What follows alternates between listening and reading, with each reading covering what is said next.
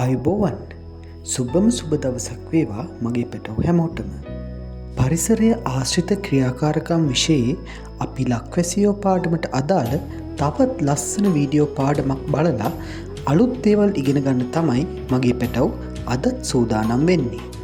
අද අපි කතා කරන්නේ පුතේ ශ්‍රී ලංකාවේ පවතින විවිධ ආගම් ගැන. ඒ ආගම්වල ආගමික සංකේත, ආගමික ස්ථාන, ආගමික ග්‍රන්ථ වගේම ආගමික උත්සව ගැනත් අද අපි කතා කරනවා. අද පාඩම පටන් ගන්න කලින් මගේ පැටව් වෙනුවෙන් පටන් ගත්ත සර්ගේ channel එකේ තියෙන අනෙක් වීඩියෝ පාඩමුත් බලලා දක්ෂයෙක් වෙන්න කියලා ආදරයෙන් ආරාධනා කරනවා.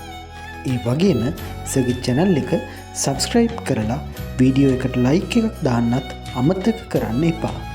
ශ්‍රී ලංකාව කියන්නේ ජනවර්ග කිහිපයක් ජීවත් වෙන රටක් කියලා පුතාලා දන්නවනේ. ඉතින් ඒ වගේම තමයි අපේ රටේ ආගම් වර්ග කිහිපයක් අදහන මිනිසුන් ඉන්නවා. ඉතින් අපි මුලින්ම ඉගෙන ගමු පුතේ ශ්‍රී ලංකාවේ තියෙන ආගම් මොනවද කියලා.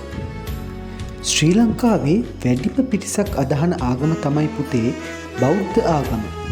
බෞද්ධ ආගමේ ශාස්ත්‍රවරයාණන් වෙන්නේ ගෞතම බුදුරජාණන් වහන්සේ. හින්දු ආගමත් ශ්‍රී ලංකාවේ පවතින ප්‍රධාන ආගමක්. ශිව දෙවියන් තමයි හින්දු ආගමේ ශාස්ත්‍රවරයා වෙන්නේ.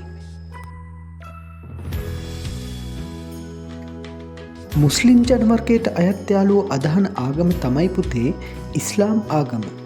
ඉස්ලාම් ආගමේ ශාස්ත්‍රවරයා තමයි මුහම්මද් නබිතුමා. බර්ගර් ජනවර්ගයේ යාළුවෝ අදහන කතෝලික ආගමේ ශාස්ත්‍රවරයා වෙන්නේ පුතේ ක්‍රිස්තුස් වහන්සේ. එහෙම නැත්නම් ඔයාලා අහලා තියෙන ජේසුස් වහන්සේ. මගේ පැටව් දැන් අපේ රටේ තියෙන ප්‍රධාන ආගම් මොනවද කියලා දන්නවනේ. දැන් අපි බලමු ඒ ආගම්වල ආගමික සංකේත සහ ආගමික ග්‍රන්ථ මොනවද කියලා. බෞද්ධ ආගමේ ආගමික සංකේතය වෙන්නේ පුතේ ධර්ම චක්‍රය. ඒ වගේම ආගමික ග්‍රන්ථය වෙන්නේ ත්‍රිපිටකය. හින්දු ආගමේ ආගමික සංකේතය තමයි ත්‍රිශූලය. ආගමික ග්‍රන්ථය වෙන්නේ භගවත් ගීතාව කියන ග්‍රන්ථය. ඉස්ලාම් ආගමේ ආගමික සංකේතය තමයි පුතේ අඩ සඳහා තරුව. ආගමික ග්‍රන්ථය වෙන්නේ අල් කුරානය. ඒ වගේම තමයි පුතේ කතෝලික ආගමේ ආගමික සංකේතය වෙන්නේ කුරුසය. කතෝලික ආගමේ ආගමික ග්‍රන්ථය තමයි බයිබලය.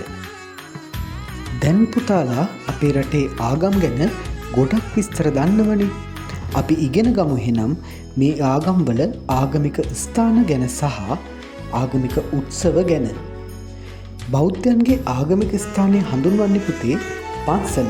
එහෙම නැත්නම් විහාරස්ථානය කියලා.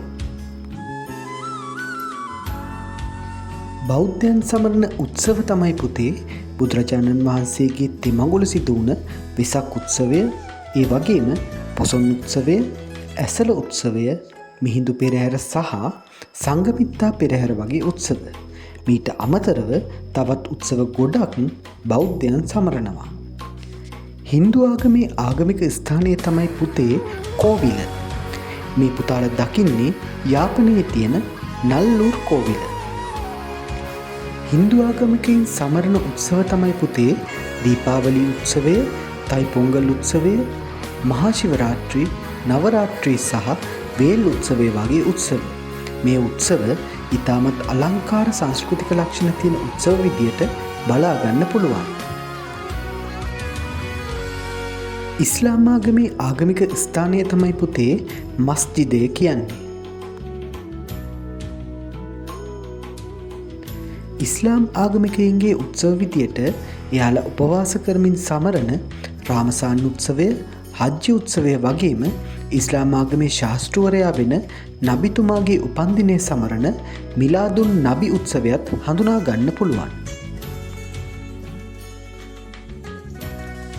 කතෝලික ආගමිකයින්ගේ ආගමික ස්ථානය වෙන්නේ පුතේ පල්ලිය.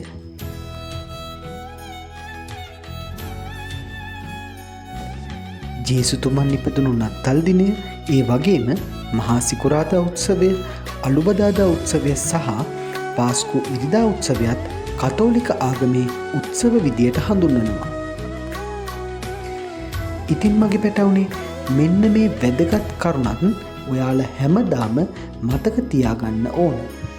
අපි ශ්‍රී ලාංකිකයෝ විදියට අපේ රටේ තියෙන හැම ආගමකටම ගරු කරමින් සියලු දෙනා එක්කම එකමුතුව ඉන්න ඕන. එතකොට තමයි පුතේ අපේ රට මේ ලෝකේ ලස්සන රටක් බවට පත්වෙන්නේ.